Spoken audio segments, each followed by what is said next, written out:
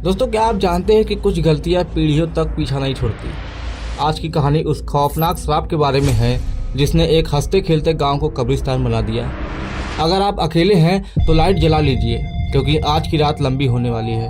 तो दोस्तों, चलिए हम लोग अपनी कहानी को शुरू करते हैं और आप भी कहानी को एंजॉय करिए। समीर नाम का एक लड़का जो पेशे से ट्रैवल ब्लॉगर था, हिमाचल के एक सुंदर गांव रुद्रकोट पहुंचा। यह गांव नक्शे पर तो था, लेकिन लोगों की यादों से मिट चुका था। गांव के बाहर एक पुराना बोर्ड लगा था जिस पे लिखा था, सूर्यास्त के बाद प्रवेश वर्जित है। समीर ने इसे अंधविश्वास माना और अपनी कैमरा टीम के साथ अंदर चला गया। गांव बहुत वीरान था। बहुत ढूंढने के बाद समीर को एक बूढ़ा व्यक्ति नीम के पेड़ के नीचे बैठा माला जपते हुए मिला। समीर ने पूछा, बाबा सब लोग कहाँ गए? बूढ़े ने कांपती आवाज में कहा, बेटा यहाँ इंसानों की नहीं चलती, उनकी चलती हैं जिनकी आत्माएं अतृप्त हैं। इस गांव पर रक्त श्राप है। 100 साल पहले यहाँ की जमींदारनी ने एक मासूम लड़की की बलि दी थी। मरते वक्त उस लड़की ने कहा था, जब तक मेरा कंगन वापस मेरी चिता पर नहीं सजेगा, इस गांव का हर चिराग बुझता रहेगा।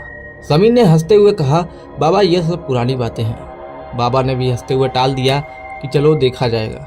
रात हुई। समीर और उसके दोस्त गांव की एक पुरानी हवेली में रुके।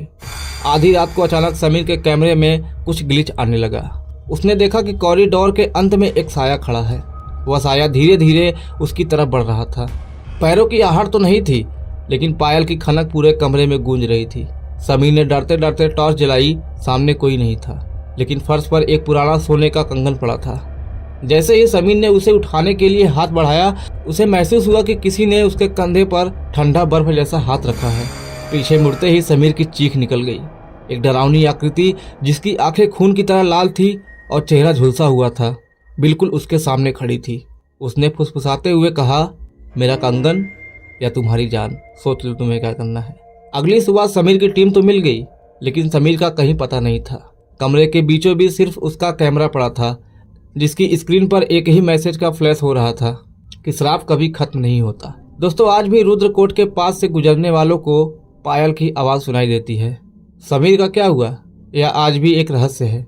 लेकिन उस गांव के लोग कहते हैं कि जो भी उस कंगन को छूता है वह उस श्राप का हिस्सा बन जाता है। दोस्तों, क्या आपको भी लगता है कि कुछ चीजें विज्ञान से परे होती है? अगर कहानी ने आपकी रूह कपा दी है तो वीडियो को लाइक करें और सब्सक्राइब करना न भूलें। और हाँ, कमेंट में बताइए, क्या आपने कभी ऐसी जगह का अनुभव किया है जिसे लोग श्रापित कहते हो। अगली डरावनी दास्तां के साथ जल्द मिलते हैं, तब तक के लिए धन्यवाद।